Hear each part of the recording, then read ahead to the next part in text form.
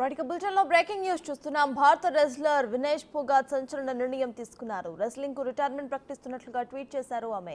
Wrestling నాపై గెలిచింది, నేను ఓడిపోయాను, నా ధైర్యం ఓడిపోయింది అంటూ భావోద్వేగానికి గురయ్యారు. నాకింకా బలం లేదు, గుడ్ బై రెజ్లింగ్ అంటూ ఎమోషనల్ పోస్ట్ చేశారు.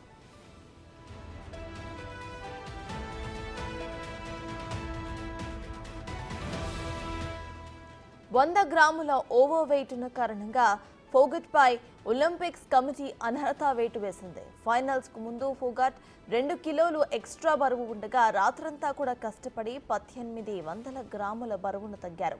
దీంతో డీహైడ్రేషన్ కు గురైన ఫోగట్ ను హాస్పిటల్ కు తరలించారు. అయితే రెజ్లింగ్ ఆటగాళ్లు బౌట్ సమయంలో తమ బరువును నియంత్రణలో ఉంచుకోవాలి. ఆటకు ముందు రోజు వినేష్ 2 కిలోలు ఎక్కువ బరువు ఉంది. దీంతో జాగింగ్, సైక్లింగ్, స్కిప్పింగ్ వంటి వర్కౌట్స్ చేశారు. భోజనం కూడా తీసుకోలేదు. అంతేకాకుండా రాత్రంతా కూడా మేల్కొనే ఉన్నట్లు తెలుస్తోంది. దీంతో ఆమె తీవ్రంగా డీహైడ్రేషన్ కు గురైనట్లు తెలుస్తోంది.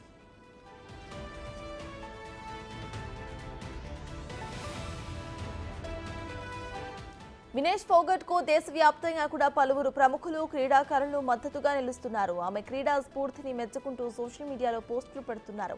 టాలీవుడ్ సూపర్ స్టార్ మహేష్ బాబు వినేష్ ఫోగట్ నిజమైన ఛాంపియన్ అని కొనియాడారు. ఇక కష్ట సమయంలో ప్రయత్నం ఎంతో మందికి స్ఫూర్తినిచ్చిందని అన్నారు. 140 కోట్ల మంది భారతీయుల హృదయాలను గెలుచుకున్నారని ట్వీట్ చేశారు.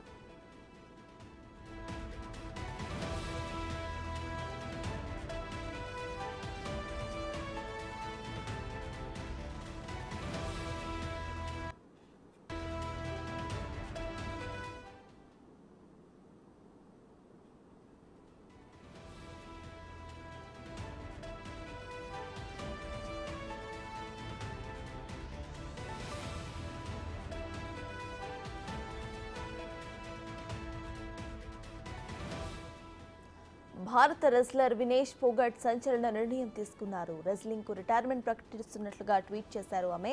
రెజ్లింగ్ నాపై గెలిచింది, నేను ఓడిపోయాను, నా ధైర్యం ఓడిపోయింది అంటూ భావోద్వేగానికి గురయ్యారు. నాకింకా బలం లేదు, గుడ్ బై రెజ్లింగ్ అంటూ ఎమోషనల్ పోస్ట్ పెట్టారు.